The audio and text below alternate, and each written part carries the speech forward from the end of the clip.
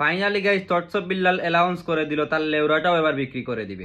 আমার লাল শার্টটা, এই যে শার্টটা বিক্রি করে দিব। থটস অফ বিল্লাল আজকে থেকে এই লেচু গাছের পাতা বিক্রি করবে।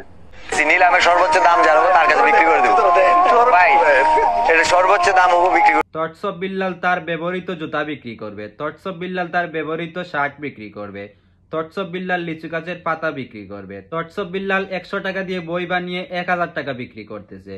এইটা নিয়ে আপনাদের এত মাথা ব্যথা? দুনিয়ার মানুষ যে 1000 টাকা দিয়ে পণ্য কিনে 10,000 টাকা সেল করতেছে, ওই টপিকে তো কোনো কথা বলেন না, কারণ ওইটা তো ট্রেন্ডিং এ নেই। যেই সাবজেক্টটা ট্রেন্ডিং এ আছে ওইটা নিয়ে কথা বলতে হবে। দিন শেষে আমাদের ভিউ প্রয়োজন, আর ভিউ আসলেও তো ডলার, আর ডলার আসলে তো ডাইরেক্ট সেভিং অ্যাকাউন্টে।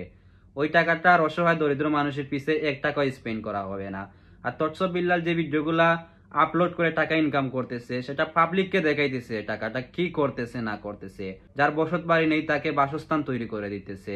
এই জিনিসগুলা তো আমরা সাপোর্ট করা প্রয়োজন না। এই জিনিস নিয়ে কথা বলবেন না, কারণ কোন কথাটা মুখ ফুসকে বের হয়ে গেছে সেইটা নিয়ে কথা বলতে হবে, কারণ এইটা মাতলেই তো কথা ট্রেন্ডিং এ চলে আসবে, আর কথা ট্রেন্ডিং এ আসলেই তো ভিডিও সাজেস্টে চলে যাবে, সাজেস্টে গেলে তো ভিউ না, আর ভিউ আসলে তো ডলার।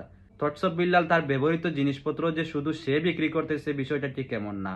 একটু পিছনে লক্ষ্য করেন আপনারা, মেসি যদি তার কান্না ভেজা টিস্যু বিক্রি করতে পারে 8 কোটি টাকা, মাইকেল জ্যাকসন যদি তার পণ্যের ইউজ করা মোজা বিক্রি করতে পারে 10 লক্ষ টাকা, তাহলে সে কেন পারবে না? সো তার ভক্তরা যদি সেটা কিনে নিয়ে যায়, তোমাদের কোনো ক্ষতি আছে? তোমাদের আমাদের কোনো ক্ষতি নাই। সো এটা নিয়ে তো কথা বলার কোনো রিজন আমি দেখি না। কিছু কিছু বড় বড় কন্টেন্ট ক্রিয়েটর আছে ফেসবুকে, যাদের কাজটা হয়েছে সবসময় ভাইরাল টপিক নিয়ে পড়ে থাকা, কার ঢুকলো সেটা দেখার বিষয় নাই।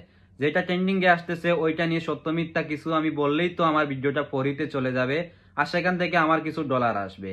এরকম করে করে কিন্তু অনেক কন্টেন্ট ক্রিয়েটর কোটি কোটি টাকার মালিক হয়ে গেছে, শুধু এই টাকা ইনকাম করে ব্যাংক ব্যালেন্স করতেছে। মানুষের পাশে দাঁড়ানো তো দূরের কথা, মানুষকে যে অন্য সাহায্য করতেছে সেটা দেখেও তারা জেলার্স ফিল করে।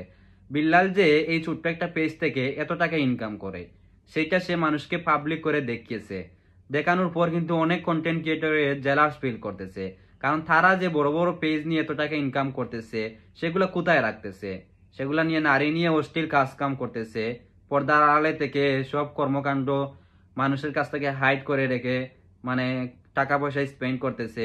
আর অনলাইনে এসে শুধু বড় বড় কথা বলে যে ইনকাম নাই, 5 মিলিয়ন ভিউ থেকে $5 পেয়েছি, 6 মিলিয়ন ভিউ থেকে $3 এসেছে।